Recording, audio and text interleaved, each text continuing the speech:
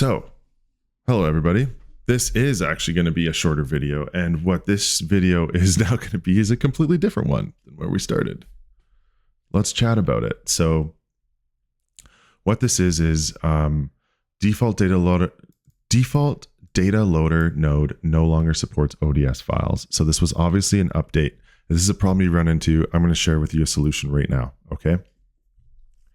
What's happening here now is they've changed it, wherein a normal save of your document no longer counts as a proper save file, one that it wants to maneuver. It might just be taxing on their end. There might be something going on with it where they're just like not comfortable with it. So all you have to do is you go into your original folder, you go file, and you go download a docx version of whatever it is.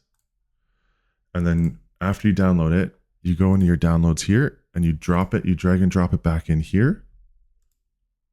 And then once that's done, you grab the name of it, whatever it happens to be, and because it's almost a mere copy, whichever one, so the original is going to come up in red. You want to pick the white one.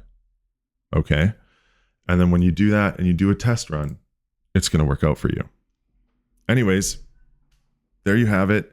This is how to fix the default data loader node issue that's come up as of May 12th today.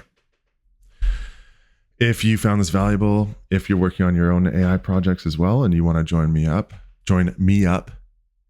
with me, do some WeWorks, hang out with me. Let's, chat, drop a comment and a subscription, drop your website in the description, drop your something you'd like me to go over in the future. Just let me know. I'd love to do it. And again, thank you so much for joining me. If you made it this far, you are an absolute legend. Thank you so much, and I'll see you soon.